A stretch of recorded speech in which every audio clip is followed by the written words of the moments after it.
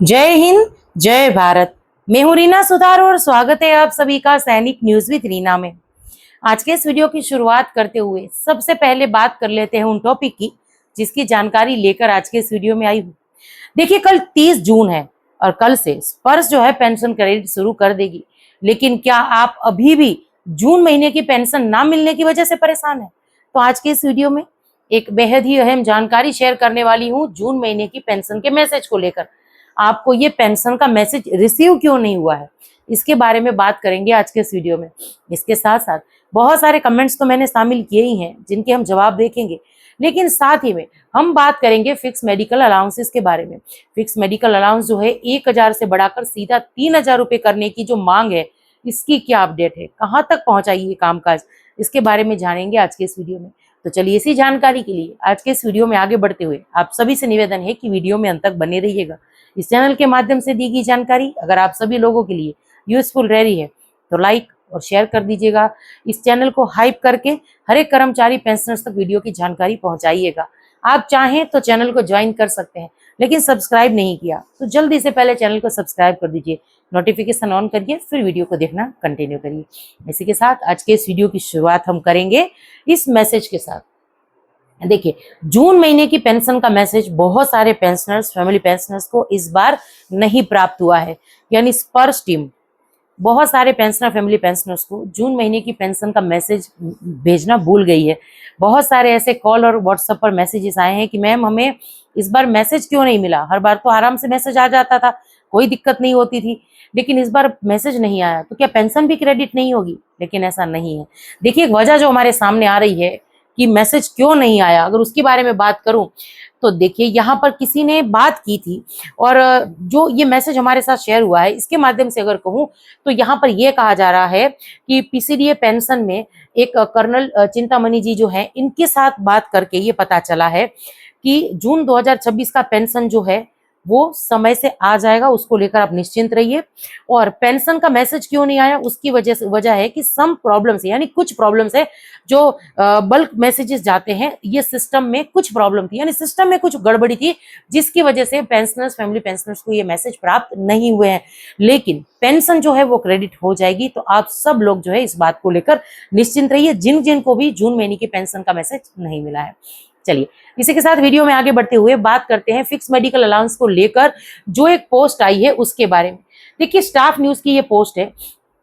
इसमें 8वें वेतन आयोग की कमेटी के सामने जो फिक्स मेडिकल अलाउंस को 1000 से 3000 करने की बात की गई है, उसके बारे में कुछ जानकारी दी गई है। चलिए, इसको आसान भाषा में समझते हैं। देखिए, पोस्ट के मुख्य बिंदु क्या है, मांग क्या है। पेंशनर संगठन और कर्मचारी पक्ष चाहते हैं कि फिक्स मेडिकल अलाउंस 1000 से बढ़ाकर 3000 किया जाए, क्योंकि इलाज का खर्च काफी बढ़ गया है। संसदीय समिति का समर्थन भी है इसको। इस मांग को संसदीय स्थायी समिति का भी समर्थन मिला है। फिलहाल इसको लेकर हालांकि राहत नहीं है। 49वीं जो जेसीएम बैठक में तुरंत बढ़ोतरी का कोई फैसला नहीं लिया है, लेकिन आगे क्या होगा कि इसके बारे में बात करें तो पेंशनर संगठन अपनी मांग सीधे 8वें वेतन आयोग के सामने रखेंगे। क्योंकि अब देखिए, सीधे सीधे 8वें वेतन आयोग की जो कमेटी है उन्हीं से उम्मीद हम कर सकते हैं। फिक्स मेडिकल अलाउंस जो 6ठे वेतन आयोग में कितना था, फिर 7वें वेतन आयोग में उसको बढ़ाकर 1000 रुपए कर दिया गया, और अब 8वें वेतन आयोग में इसको 3 से लेकर 5000 तक करने की मांग की जा रही है। और अगर वजह की बात करें तो हमारे जो बुजुर्ग पेंशनर्स हैं, क्योंकि फिक्स मेडिकल अलाउंस ज्यादातर अगर सेंट्रल गवर्नमेंट के भी एम्प्लॉइज और पेंशनर, फैमिली पेंशनर्स की अगर बात करें तो सबकी एज 60 साल से ऊपर ही होती है। तो ऐसे में दवाइयों का खर्चा और जीवन जरूरियातों की चीजों जिस हिसाब से महंगी हो रही है, इसको अगर छोड़ दें, लेकिन दवाइयों का जो खर्चा है, दवाइयों के दाम जो बढ़ रहे हैं, उसको देखते हुए फिक्स मेडिकल अलाउंस जो है उसको 3000 से 5000 करने की मांग जो है ऑलरेडी रखी जा चुकी है। लेकिन कहीं ना कहीं इस पर केंद्र सरकार भी सहमत हो सकती है, और यही 3000 तक जो है फिक्स मेडिकल अलाउंस पहुंच सकता है 8वें वेतन आयोग में। अब आप इस बारे में क्या सोचते हैं? फिक्स मेडिकल अलाउंस 8वें वेतन आयोग में कितना होगा? कमेंट्स के माध्यम से जरूर से शेयर करिएगा। इसी के साथ हम बात करते हैं कुछ कमेंट्स की। देखिए, एक पेंशनर लिख रहे हैं कि मैडम, पे कमीशन में फैमिली पेंशन, सर्विस पेंशन का कितना परसेंटेज हो सकता है? अब तक की मीटिंग में क्या पता चला है? देखिए, सर्विस जो फैमिली पेंशनर्स हैं उनको भी सर्विस पेंशनर्स के बराबर पेंशन मिलनी चाहिए, यानी 100% पेंशन मिलनी चाहिए, उसमें कटौती नहीं होनी चाहिए। ये मांग संगठनों के द्वारा, एनसीजेसीएम स्टाफ साइड के द्वारा मीटिंग्स वगैरह में जो है रखी जा रही है। समय समय पर इसकी जो भी अपडेट आती है उसको हम शेयर करते रहते हैं। इसीलिए मैं रिक्वेस्ट करती हूँ कि देखिए 8वें वेतन आयोग से जुड़ी और ऐसी मीटिंग से जुड़ी ये सारी जानकारी हमारे लिए काफी अहम है। तो आप नोटिफिकेशन जरूर से ऑन रखिए ताकि मैं कोई वीडियो अपलोड करूँ तो उसकी जानकारी आप लोगों को मिलती रहे।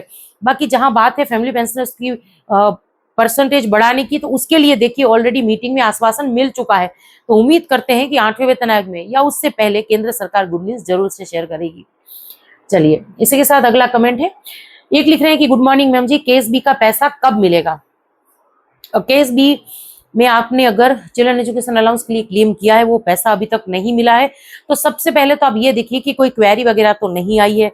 जो आपने क्लेम किया था वो अप्रूव तो हो गया है, ये पहले चेक कर लीजिए। अगर अप्रूव हो गया है फिर भी पैसा नहीं मिला, ये पैसा 2024-25 का है, तो इसके लिए आप सीपी ग्राम के थ्रू भी कंप्लेन कर सकते हैं और केस बी में जो है ग्रेवेंस भी दे सकते हैं। चलिए अगला कमेंट है, एक लिख रहे हैं कि मैडम मैं सुबेदार राम अवतार शर्मा, इन्होंने अपना नाम लिखा है। आगे लिख रहे हैं 1994 में मैं रिटायर हुआ था, मुझे ओआरओपी का कुछ नहीं मिला, क्या मेरे को एमएससीपी का कुछ मिलेगा? अब आप बताना प्लीज, सही जानकारी देते हो, ऐसा करके कुछ उन्होंने लिखा है। पहले इसका जवाब दे दूं, फिर इनको जिन्होंने रिप्लाई किया है मैं उनका जवाब देती हूँ। सबसे पहली बात कि आप सूबेदार रैंक से रिटायर हैं और एमएससीपी जो है वो सिर्फ 3 ही रैंक के लिए होती है, नायक, हवलदार और नायब सूबेदार। तो एमएससीपी आपको लागू नहीं है और वैसे भी आप 1994 में रिटायर होकर आए, 2003 से पहले एमएससीपी किसको एमएससीपी लागू ही नहीं है। दूसरी बात की ओआरओपी, तो आपने ये नहीं लिखा सर कि ओआरओपी 2 नहीं मिला है या ओआरओपी 3 नहीं मिला है। ओआरओपी 2 में सूबेदार रैंक की पेंशन में कोई भी बढ़ोतरी नहीं की गई थी, वजह इसको 7वें वेतन आयोग की विसंगतियों को बताया गया था। अब ओआरओपी 3 में अगर आपकी बेसिक में थोड़ा बहुत सुधार होगा तो आपको मिलेगा। इसके लिए आपको सीपी ग्राम के थ्रू कंप्लेन दर्ज करानी है। यहाँ पर देखिए किसी ने इनको रिप्लाई किया है कि कंप्लेन डाले स्पर्श और सीपी ग्राम में। आगे ये पर लिख रहे हैं कि किसी कैफे वाले से बात करें जो स्पर्श का काम करता हो। देखिए सर, अगर आप रेगुलर वीडियोस देख रहे हैं, इस चैनल के माध्यम से मैं ज्यादा से ज्यादा बात सीपी ग्राम के बारे में करती हूँ, कितना आसानी से सीपी ग्राम पर कॉल कर सकते हैं और अपनी कंप्लेन दर्ज करा सकते हैं, मैं वो जानकारी शेयर करती रहती हूँ। फिर किसी कैफे में जाके वहां के बंदों को पैसे देके ये काम करवाना क्यों जरूरी हो जाता है, मुझे ये नहीं समझ में आ रहा है। इस चैनल को शुरू करने का मेरा उद्देश्य यही था कि हमारे किसी भी सर्विस पेंशनर्स भाइयों को, हमारी फैमिली पेंशनर्स बहनों को, हमारे डिपेंडेंट को किसी की भी मदद की जरूरत ना पड़े। आप सीपी ग्राम पे कॉल करिए, ओआरओपी उसमें आपका पेंशन बड़ा होगा तो आपको ये जरूर से मिल जाएगा। तो जरूर इस बात में ध्यान रखिएगा। चलिए अगला कमेंट है, एक लिख रहे हैं कि जय हिंद मैम, मैं 2026 को मई 31 को रिटायर आया हूँ। मैंने 30 साल सर्विस के बाद रिटायर हुआ हूँ और सर्विस के दौरान फर्स्ट पे फिक्सेशन के लिए 2018 में भेजा रिकॉर्ड ऑफिस, आफ्टर 2019 में पे फिक्सेशन के लिए पार्ट 2 ऑर्डर जो है करवाया बट नॉट एक्सेप्टेड। ये कुछ इन्होंने पे फिक्सेशन को लेकर बात की है, यानी पे फिक्सेशन में इनको दिक्कत आ रही है। तो जैसे कि मैंने भी कुछ देर पहले कहा, सीपी ग्राम के थ्रू कंप्लेन दर्ज करा दीजिए। रिकॉर्ड या पीसीडीए को जल्दी से जल्दी आपकी कंप्लेन पर कार्रवाई करनी पड़ेगी। 1800111960 इस नंबर पे कॉल करके आप आपकी कंप्लेन जो है दर्ज करा दीजिए। चलिए अगला कमेंट है, एक लिख रहे हैं कि हेलो मैम, सर्कुलर नंबर 568 मिला है कि नहीं, कैसे पता करें और क्या करें, ये कैसे पता चलेगा कि मिला है या नहीं मिला है? तो देखिए सर्कुलर 568 जो 6 सीपीसी का सर्कुलर था, तो आप देख लीजिए, अगर आप सर्विस पेंशनर्स हैं और उस समय आप रिटायर हो गए थे, यानी 2006 से पहले रिटायर होकर आए थे, तब तो ये सर्कुलर 568 आपको लागू था। या फैमिली पेंशनर्स हैं, उस समय आपकी पेंशन आ रही थी, तब आपको ये लागू था।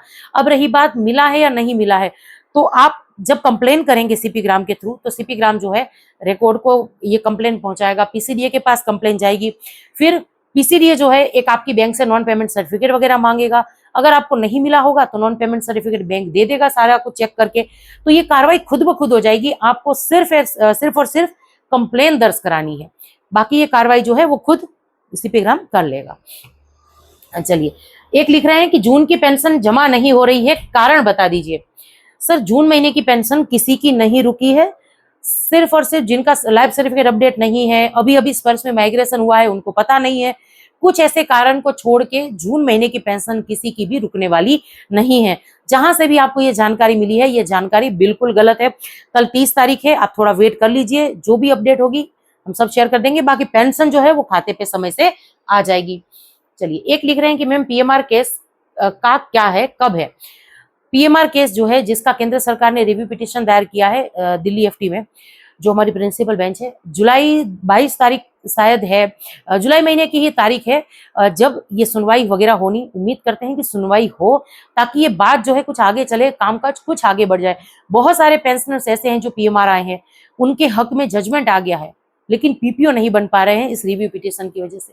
तो बहुत सारे पेंशनर्स प्रभावित हो रहे हैं। उम्मीद तो यही कर रहे हैं कि जल्दी से इसकी सुनवाई शुरू होगी। अब जुलाई महीना काफी अहम रह जाएगा इस बात को लेकर कि क्या फिर से एक अगली तारीख मिलती है, या फिर हमें ये सुनवाई के दौरान जो है कुछ नया अपडेट जो है हमारे सामने निकल कर आता है।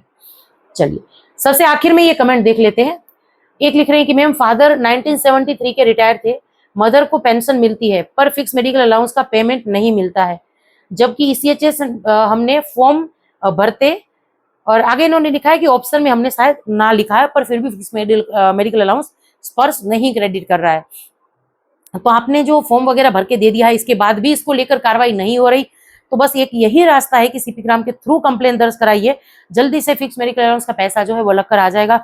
और जैसे कि वीडियो की शुरुआत में मैंने कहा कि अब तो ये अमाउंट भी बढ़ने वाला है, तो जैसे 3000 या हो सकता है कि 5000 भी हो जाए, तो इसका फायदा आपको मिलेगा, लेकिन आपको जरूरत है कंप्लेन दर्ज कराने की। तो यही कुछ जानकारी थी जिसको लेकर आज के इस वीडियो में आई थी। अब ये सारी जानकारी आप सब लोगों को कैसी लगी, कमेंट्स के माध्यम से जरूर से शेयर करिएगा। इसी के साथ आज के इस वीडियो से विदा लेती हूँ। जय हिंद।